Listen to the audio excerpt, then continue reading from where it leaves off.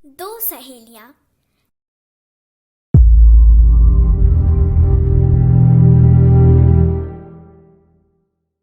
एक मुर्गी थी और एक थी बतख। दोनों में बड़ी गहरी दोस्ती थी। नदी के किनारे दोनों घंटों बातें करती रहती और खेलती भी रहती। काम में भी दोनों एक दूसरे की सहायता करती थी। मुर्गी के बिना बतख को चैन नहीं आता और न बतख के बिना मुर्गी को। नदी में एक बगुला रहता था। वह सबकी बुराई करता था, दूसरों की चीजें चुराता था और गाली देता था। इसलिए कोई उसे अपने पास नहीं बैठाता था। अकेले रहते रहते बगुला बड़ा ऊब जाता था। जब वह किनारे पर बैठा बैठा बतख और मुर्गी की बातें सुनता, उनका खेल देखता, तो बड़ी कुढ़न होती। उसने कई बार कोशिश की थी कि बतख और मुर्गी उसे भी दोस्त बना ले, पर वे दोनों ही ऐसा गंदा मित्र नहीं चाहती थी। खाली दिमाग शैतान का घर होता है। जो काम में नहीं लगा रहता उसे शरारत ही सूझा करती है। बगुले ने सोचा कि किसी भी प्रकार से बतख और मुर्गी में फूट डलवाई जाए। एक दिन बगुला पकवान लेकर बतख के यहाँ पहुंचा और बोला, बहन, आज मेरा जन्मदिन है, तुम्हारे लिए कुछ मिठाई लाया हूँ। बतख ने मिठाई लेने से बहुत मना किया, पर बगुले ने एक न सुनी। वह टोकरी रख कर ही वापस आ गया। कुछ दिन बाद बगुला आमों की टोकरी लेकर मुर्गी के यहाँ पहुंचा। वह कहने लगा, दीदी, ये बड़े मीठे मीठे आम मेरे ही बगीचे में लगे हैं, लो तुम चख कर देखो। मुर्गी ने आम रखने से बड़ा मना किया, पर बगुला नहीं माना। कहने लगा कि मेरे यहाँ तो बहुत रखे हैं, यहाँ सड़कर खराब ही हो जाएंगे। बहुत आग्रह करने पर मुर्गी ने उन आमों को लौटाना भी उचित नहीं समझा। फिर इसी प्रकार किसी न किसी बहाने से बगुला कभी मुर्गी के घर और कभी बतख के घर जाने लगा। धीरे धीरे उसने एक रवैया अपनाया। जब मुर्गी के घर जाता तो बतख की बुराई करता, बतख के जाता तो मुर्गी की। इस प्रकार उसने एक दूसरे के विरुद्ध दोनों के खूब कान भरे। मुर्गी और बतख के दिल भी अब पहले जैसे साफ नहीं रहे। उनमें धीरे धीरे मनमुटाव होता जा रहा था। दोनों बात बात पर चकचक करने लगती थी। एक दिन तो हद हो गई। किसी छोटी सी बात पर बतख इतनी नाराज हुई कि उसने मुर्गी के पंख नोच लिए।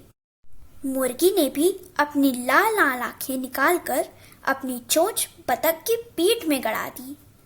नदी में एक पैर से मछलियों पर घात लगाए खड़े बगुला को यह देखकर मजा आ रहा था। वह जल्दी से किनारे पर आया।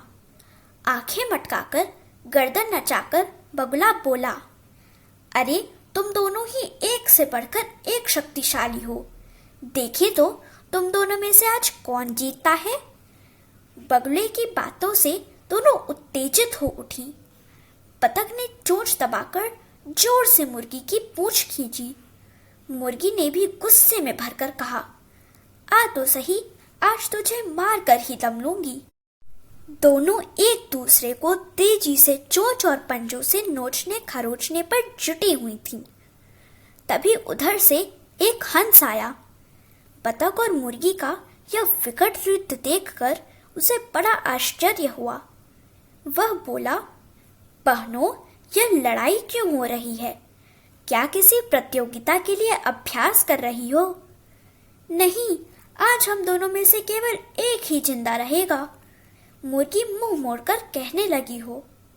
हंस ने बीच बचाव करके बड़ी मुश्किल से उनकी लड़ाई बंद कराई, पर फिर भी दोनों मुंह से बोल बोलकर लड़ने लगी।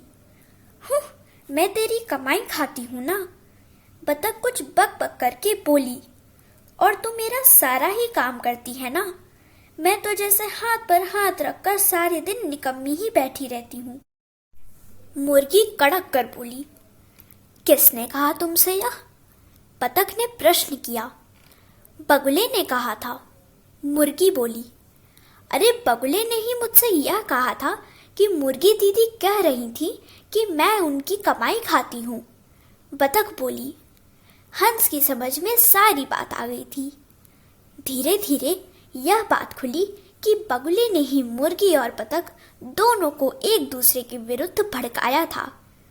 हंस कहने लगा, देखो तुमने एक धूर्त की बातों पर विश्वास करने का क्या परिणाम भुगता है। तुमने बिना सोचे समझे बगले की बातों पर विश्वास किया। अच्छा होता यदि दोनों आपस में ही बात को कह सुन लेती, तब ना तो एक दूसरे के प्रति अविश्वास होता, न यह लड़ाई झगड़े की नौबत आती। मुर्गी और बतख दोनों ही बड़ी लज्जित हुई। बतख को गले लगाते हुए मुर्गी बोली, बहन, यदि आज हंस दादा न आते तो न जाने क्या होता। हाँ, हम दोनों की मित्रता पर खूब जग हंसाई होती। किसी की बातों पर बिना सोचे विचारे कभी विश्वास नहीं करना चाहिए। धूर्त व्यक्ति तो अपना मतलब साधने की ताक में सदा रहते हैं। बतख कहने लगी, चलो चले। बतख ने चलने को अपनी गर्दन उठाई। दोनों ने मिलकर नदी के किनारे हर जगह बगले को छान मारा, पर वह तो डरकर पहले ही भाग गया था। फिर कभी वापस लौट कर नहीं आया। अब तो मुर्गी और बतख पहले से भी ज्यादा पक्की सहेली बनकर रहती हैं। अगर आपको हमारी यह वीडियो पसंद आई हो तो इसे लाइक करें, कमेंट और शेयर जरूर करें और हमारे YouTube चैनल ऋषि चिंतन को सब्सक्राइब भी कर लें। साथ ही बेल आइकन को भी दबाएं ताकि आपको आने वाली वीडियोस की नोटिफिकेशंस मिलती रहें। धन्यवाद।